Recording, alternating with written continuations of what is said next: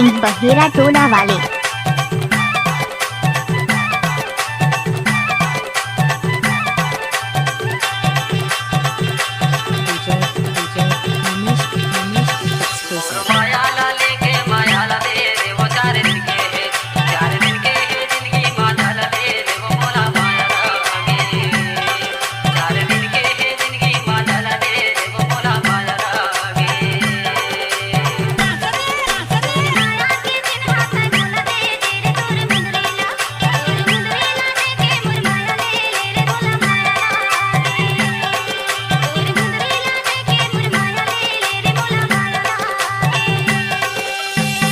DJ Amar Singh के close.